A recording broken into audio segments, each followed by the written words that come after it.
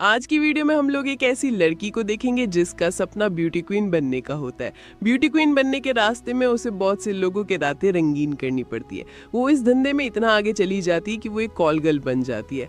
मासूम सी लड़की से लेकर कॉल गर्ल बनने के सफर में उसके साथ क्या क्या होता है ये हम लोग आगे इस वीडियो में देखेंगे। तो चलिए इस मूवी को शुरू करते हैं। कहानी की शुरुआत एमी से होती है। उसका परिवार काफी गरीब है। वो यहाँ पर अपनी मॉम से ब्यूटी कॉन्टेस्ट में हिस्सा लेने के लिए पैसे मांग रही होती है, लेकिन उसकी मॉम उसे वहां जाने से मना कर देती है। लेकिन एमी को तो कहीं से भी पैसे चाहिए थे, इसलिए वो अपने पड़ोसियों के साथ जुआ खेलने लगती है।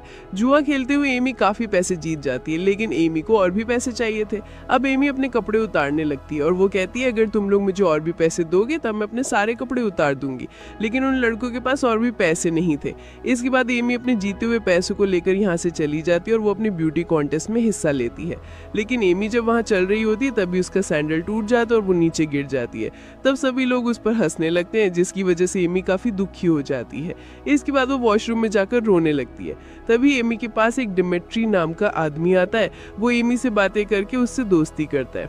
इसके बाद वो उसे डिनर पर लेकर जाता है। तभी यहाँ पर एक औरत आती है जिसका नाम मिस मैरियाना है। एमी उसे देखकर ये कहती है मुझे भी तुम्हारी तरह बनना है और बहुत सारे पैसे कमाना है। तब मिस मैरियाना ये बताती है मैंने ब्यूटी क्वीन बनने के लिए बहुत सारे लोगों के साथ रात गुजारी है। इसके बाद मैरियाना एमी को एक कार्ड देते हुए ये कहती है अगर तुम्हें भी पैसे कमाने हैं तब मुझसे कांटेक्ट कर लेना। ये कहकर वो यहाँ से ली जाती है। इसके बाद डेमेट्री उससे कहता है अगर तुम्हें सच में बहुत सारे पैसे कमाने हैं तब तुम्हें मेरे साथ चलना होगा। अब बहुत सारे पैसे कमाने के लिए एमी उसके साथ जाने लगती है, लेकिन तभी वहाँ पर एमी की माँ आ जाती है और वो उसे यहाँ से डांटते हुए ले जाती है। एमी की मॉम उसे ये समझाती है अगर तुम्हें पैसे कमाने हैं तब तुम मेहनत से कमाओ। इसके बाद वो दोनों बस में बैठकर अपने घर जाने लगते हैं, लेकिन एमी के दिमाग में सिर्फ पैसों के बारे में ही ख्याल आ रहे थे, इसलिए वो बस से उतरकर मैरियाना से मिलने के लिए चली जाती है। असल में मैरियाना और उसकी मॉम कॉल गर्ल होती है और वो दोनों एमी को भी अपने जैसा बनाना चाहती थी। इसके बाद वो दोनों एमी को एक रूम में भेजती हैं। यहाँ पर उसे डेमेट्री के साथ इंटीमेट होना था। अब डेमेट्री एमी के साथ यहीं पर इंटीमेट होने लगता है। इसके बाद मैरियाना की मॉम एमी को पैसे कमाने की बहुत सी टिप्स देती है, जैसे कि वो बताती है उसे अलग अलग तरह से करने के लिए अलग से चार्ज करना चाहिए। अब एमी कई अमीर आदमियों के साथ अपनी रातें रंगीन करती है, जिससे एमी बहुत जल्दी बहुत सारे पैसे कमा लेती है। एक दिन पार्टी के दौरान उनकी नज़र कुछ कॉल गर्ल्स पर जाती है जो कि बहुत ही खूबसूरत होते हैं और सभी लोग एक लग्जरी बोट पर चढ़ रहे होते हैं। तभी एमी मैरियाना की मॉम से ये कहती है अगर हमें और भी पैसे कमाने हैं तब हमें भी उस बोट पर जाना होगा। लेकिन मैरियाना की मॉम ये कहती है अभी तुम उस लायक नहीं हो। ये सुनकर एमी को काफी बुरा लगता है, लेकिन तभी वो उस बोट पर एक आदमी को देखती है और ये लोग ये डिस्कस करते हैं उस आदमी से कांटेक्ट करना होगा। इसके बाद अगले दिन ये सभी लोग एक क्लब में जाते हैं। यहीं पर एमी को वही बोट वाला आदमी दिखाई देता है। तब एमी और मैरियाना उसके पीछे जाने लगती है। उसके पीछे जाते हुए इन लोगों को ये मालूम चलता है कि वो आदमी एक महंगे कसीनो में जा रहा है जहाँ पर सिर्फ पैसे वाले लोग ही जा सकते हैं। तब एमी भी अपने सारे पैसे देकर वहां पर पहुंच जाती है और उस आदमी के साथ गेम खेलने लगती है। उस आदमी का नाम सैम है। गेम खेलते हुए एमी ये कहती है अगर मैं हार गई तब तुम एक रात के लिए मैरियाना के साथ सो सकते हो। इसके बाद एमी हार कर वहां चली जाती है। इसके अगले दिन मैरियाना सैम के साथ रात गुजार कर वापस आती है, जिससे मैरियाना की मॉम बहुत गुस्सा होती है क्योंकि एमी जुए ने सारे पैसे हार गई थी। लेकिन एमी ने तो जानबूझकर ये सब किया था ताकि वो सैम के साथ डील कर सके। इसके अगले दिन एमी मैरियाना और उसकी मॉम होटल को छोड़कर जा रही थी। तभी होटल का मैनेजर यहाँ आकर एमी से कहता है सैम आपसे मिलना चाहते हैं। अब ये तीनों लोग सैम से मिलने के लिए जाती हैं। मैरियाना की मॉम सैम से बातें करती है, लेकिन सैम उससे कहते मैं मैरियाना से बातें करना चाहता हूँ। मैरियाना जब ये बात सुनती है तभी एमी यहाँ पर आ जाती है। सैम एमी से मिलना चाहता था इसलिए वो यहाँ पर आते हैं। बातें नहीं करता है। तभी एमी सैम से पूछती है मारियाना के साथ तुम्हारी रात कैसी गुजरी, जिस पर सैम उससे कहता है मारियाना के साथ उसे बहुत मजा आया। साथ ही साथ वो इन लोगों से ही कहता है मैं अमीर लोगों के लिए लड़कियां ढूंढता हूँ, अगर तुम इस काम में मेरी मदद करोगी तब तुम्हें बहुत सारे पैसे मिलेंगे। ये कहकर सैम यहाँ से जाता है। अब अगले ही दिन से एमी, मारियाना और उसकी मॉम लड़कियों का इंतजाम करने में लग जाती है, लेकिन वो सारी की सारी लड़कियां ऐसी थीं जिन्हें देखकर किसी के भी अरमान नहीं जागेंगे, इसलिए एमी उन लड़कियों को रिजेक्ट कर देती है। तभी मारियाना उन्हें ये बताती है मैगजीन के फर्स्ट पेज के लिए उसका सिलेक्शन हो गया है। इसके बाद एमी और मारियाना फोटो खिंचवाने के लिए जाते हैं, जहां एमी को एक किताब मिलता है जहां सारे मॉडल्स और टीवी एक्ट्रेस के नंबर होते हैं। तब एमी उन सभी को इंटरव्यू के लिए कॉल करती है और अगले ही दिन एमी उन सभी का इंटरव्यू लेने लगती है और उन सभी लोगों को बहुत बारीकी से ये सिखाती है कि कैसे मर्दों को अट्रैक्ट करना है। ये सब चल ही रहा था, तभी एमी की मॉम यहाँ आती है और उनमें से कुछ लड़कियां जाने लगती हैं। तभी एमी अपनी मॉम को देखती है। एमी की मॉम को सब कुछ पता चल चुका था। तब एमी बाहर आकर अपनी मॉम को समझाने की कोशिश करती है, लेकिन एमी की मॉम उसकी बातों को नहीं सुनती है। जिस पर एमी गुस्सा होकर ये कहती है, तुम ही तो कई बार अपने बॉस के साथ सोई हो। ये सुनकर एमी की मॉम और भी गुस्सा हो जाती है और वो एमी के मुंह पर पैसे फेंक कर वहां से चली जाती है। जिसके बाद एमी बहुत दुखी हो जाती है। मारियाना उसके पास आकर उसे समझाकर चुप करती है और अपने काम के लिए उसे मोटिवेट करती है। इसके अगले दिन हम लोग ये देखते हैं एमी और उसकी गैंग ने सैम के लिए खूबसूरत लड़कियों का इंतजाम कर लिया था। इसमें कमिला नाम की एक वेट्रेस भी होती है जो कि अपने बॉयफ्रेंड को पैसे देने के लिए एमी के साथ में आई थी। इसके बाद ये सभी लड़कियां फ्रांस पहुंचती हैं। यहाँ पर सैम इन्हें कुछ रूल्स बताता है, जैसे यहाँ पर स्मोकिंग करना मना है और कोई भी लड़की खुद से किसी गेस्ट को अप्रोच नहीं करेगी। इसके बाद सभी लड़कियां तैयार होकर पार्टी में जाती हैं। यहाँ वो लोग सेंटिनो और उसके 2 भाइयों से मिलती हैं। यहाँ पर सेंटिनो को कमिला पसंद आती है, इसलिए वो उसे अपने रूम में लेकर जाता है और वो उसके साथ इंटीमेट होने लगता है। इसके अगले दिन हम लोग एमी और सैम को देखते हैं जो कि आपस में बातें कर रहे थे, जिन्हें देखकर मारियाना की मॉम मारियाना से ये कहती है, हमें सेंटिनो को फंसाना होगा ताकि हम लोग एमी को छोड़कर ज्यादा पैसे कमा सके। इसके बाद ये दोनों लोग सेंटिनो से मिलने के लिए उसके पास जाती हैं, लेकिन सेंटिनो उन दोनों को यहाँ से जाने के लिए कहता है, जिसे सुनकर वो दोनों यहाँ से जाती हैं। इसके अगले दिन सैम एमी को मारियाना और उसकी मॉम के बारे में बताता है। उन्होंने रूल्स के खिलाफ जाकर सेंटिनो से बातें करने की कोशिश की। अगले सुबह सभी लड़कियां अपने कमरे में होती हैं। तभी यहाँ पर मारियाना आती है।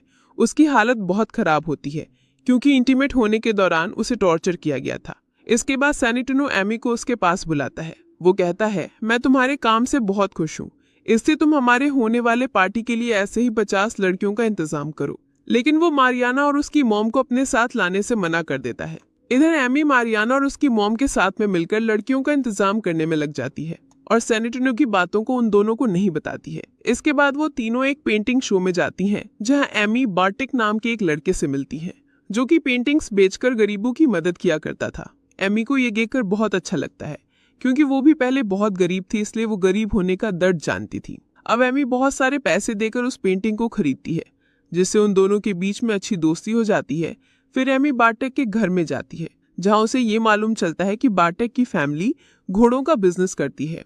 यहाँ पर बार्टेक एमी को अपने माँ से मिलवाता है। वो एमी को डिनर के लिए बुलाती हैं। डिनर में बार्टेक के पिता एमी को अपने बिजनेस के बारे में बताते हैं।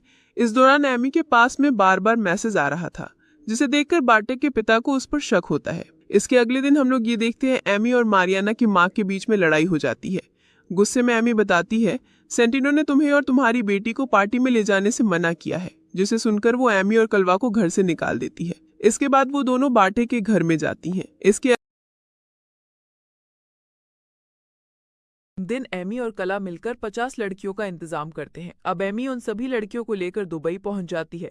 यहाँ सैम उनमें से कुछ लड़कियों को लेकर मिस्टर रेक्स के पास में लेकर जाता है। तब मिस्टर रेक्स उन लोगों से ये कहता है, जो भी उसे हंसाएगा उसे $5000 मिलेंगे। इसके बाद सभी लड़कियां उसे हंसाने की कोशिश करती है। इसी दौरान लड़कियों के बीच में लड़ाई शुरू हो जाती है, जिसमें एक लड़की का विग निकल जाता है। ये देखकर मिस्टर रेक्स हंसते हैं और उसे पैसे इनाम में देते हैं। रात को एमी और वो सभी लड़कियां पार्टी में जाती हैं। यहाँ सेनेटनो और उसके भाई भी होते हैं। पार्टी खत्म होने के बाद जब सभी लड़कियां अपने रूम में जाती हैं, तब उन्हें ये मालूम चलता है कि उनके सारे सामान और पैसे चोरी हो चुके हैं, जिससे एमी काफी परेशान हो जाती है। तभी उस होटल में पुलिस की रेड पड़ जाती है। सैम किसी तरह उन लड़कियों को होटल से बाहर निकालता है। इसके अगले दिन बोर्ड में सेखो की पार्टी चल रही थी। यहाँ सेनेटनो का भाई एमी के साथ में जबरदस्ती करने लगता है, जिसे देखकर सैम गुस्सा हो जाता है। तभी यहाँ पर सेनेटनो आकर अपने भाई को रोकता है।